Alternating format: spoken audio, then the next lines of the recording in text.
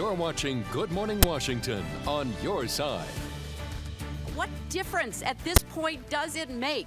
It is our job to figure out what happened. If you want a window into Libya and what was happening, why would you not look at the ambassador's emails? Well, today, a showdown years in the making. Hillary Clinton back in the hot seat. The grilling she is getting ready to face from House Republicans. And breaking while you were asleep, a crowded nightclub and a deadly stabbing. The newest details just now coming in at 6:31. Glad you're with us here on Thursday, Friday Eve, if you will. Good morning, Washington. I'm Larry Smith. And I'm Atria Godfrey. A lot to get to on this Thursday morning. But first, we want to get you over to Eileen and get a check of today's forecast. Eileen? Pretty quiet. I mean, if you liked yesterday's weather, I think you're going to like today. It's a little cool, though, this morning. Still dark. Sunrise not until 7:24. 47 degrees right now in Fairfax at St. Leo the Great School. So, kids, as you're getting out to the bus stop, make sure you're layered up because it is a little chilly this morning. We don't have any wet weather expected today. In fact, good bit of sunshine by recess time, climbing to 67 and nice and warm this afternoon. Drop off temperature 74. So you won't need the jacket later, but just remember to bring it home. Also, maybe a few more clouds later on this afternoon and this evening. But for practices later this afternoon, partly sunny, comfortable. Temperatures starting off around 75 at 4:30, but then by practice ending time around 8, we'll drop down to about 63 degrees. And speaking of the 60s, we've got those for high temperatures tomorrow. More on that when I join you in 10. Julie? All right, Eileen. Well, if you're traveling around town, you're going to be on the brakes. Southbound 29. This is where we received word now of a pedestrian that was struck. Southbound 29, that's Columbia Pike, and making your way southbound, headed out towards New Hampshire Avenue. That's where traffic's being diverted at this point because of this pedestrian crash. With more details, we're going to say good morning and toss it out to Mobile Track 7 and John Gonzalez. John, what have you learning about this incident? Just 22 minutes, 8 miles. Well, I just got off the phone with one of my sources, Julie, and I can tell you that we're being told that it's an 18-year-old who has been struck by a car. Their condition is very serious, is what I've been told just moments ago. Got off the phone, and what we've been told by officials there on the scene is that this accident is affecting Route 29 southbound between New Hampshire Avenue and Lockwood Drive. We are on New Hampshire Avenue right now. I'm going to give you a shot of our forward camera here just to show you where we are. We are at Kennedy and New Hampshire, headed in that direction. White Oak, Maryland is where this incident occurred about 20 minutes ago. Again, the condition, very serious injuries, we understand. And what I've been told by one of my sources, an 18-year-old struck by this car. It's still unclear exactly what happened, what caused this to happen. But again, we are headed in that direction. We are in Mobile Track 7 right now, and we hope to have more for you in about 15-20 minutes. That's when we should be arriving there on the scene. But right now, all southbound lanes on Route 29 closed is what we understand, Julie.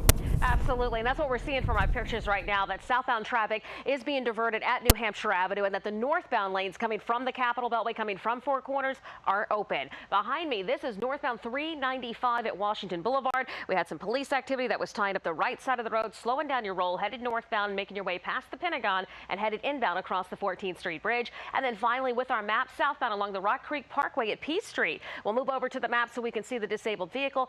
That was tying up the far right side of the road, so heads up as you travel inbound on the Rock Creek Parkway. That is our traffic watch. Back within the next 10 minutes, we'll update that ride in Montgomery County. Altria? Jules, thank you. At 6:34 now, we want to get back to that breaking story that we have been following all morning long for you. A manhunt underway right now after a deadly stabbing at a Northeast D.C. nightclub. Now, the killer stabbed the man to death around 1:15 this morning at Layla Lounge near Union Market. Police have been collecting evidence to piece together exactly what happened. So far, though, a suspect description has not been released. Well, coming up in the day ahead, Hillary Clinton in the hot seat, preparing to defend herself over those deadly attacks on the U.S. consulate in Benghazi. Let's get you up to speed right now. Those attacks happened at 2 separate compounds in Libya on September 11th, 2012. 4 Americans were killed, including Ambassador Chris Stevens, and at least 10 others were hurt. And today, she is looking at a bare minimum of 8 hours of testimony. A long day ahead for her, and ABC 7 is covering every angle of this. Christine Frizzell is live on Capitol Hill this morning with the tough questions that are now on the table. Christine? That's right, Atria, a very long day. And as you well know, this is a big story here on Capitol Hill. But remember, this is not the first time Hillary Clinton has testified on this topic. But it is the first time she's done so before this committee, the Benghazi Select Committee, and the first time she's done so as a presidential candidate. What difference at this point does it make? Hours of testimony, and this is what most people remember about Hillary Clinton's appearance before Congress the last time around. Republican committee members insist there are still more questions about Clinton's role leading up to the attacks in Benghazi, Libya, that need answers. We have learned through emails and through documents that there were hundreds of mentions about security incidents, particularly in 2012. So we have questions for the secretary about what she did with respect to those security requests. This investigation has been discredited by many Democrats, including Adam Smith, who serves on the committee. Republican leadership saw an opportunity to embarrass the president and to embarrass the Secretary of State, Hillary Clinton, who was likely to be the Democratic nominee. Smith says he's not sure how the hearing will play out, and he's not the only one. I really don't know. I will do my best to answer their questions, but I don't really know what their objective is right now.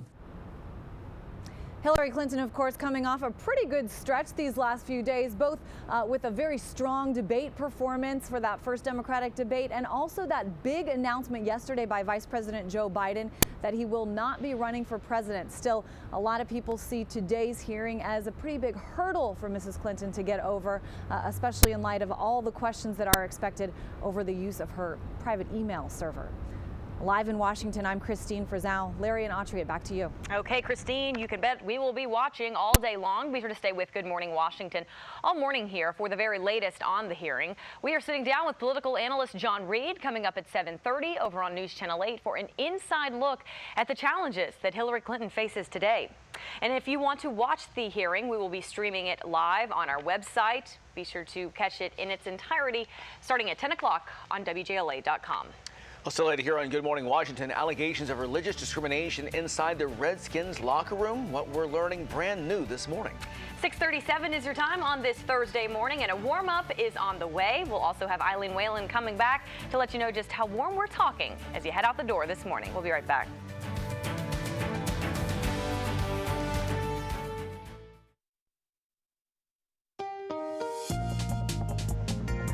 Welcome back. 6:40 on this Thursday morning. You're taking a live look out at the roadways, courtesy of Mobile Track 7. We have just been given an update on that pedestrian that is struck. Our John Gonzalez has been updating us all morning long, believed to be an 18-year-old hit. Mobile Track 7 is heading there now to let you know how this might impact your morning commute.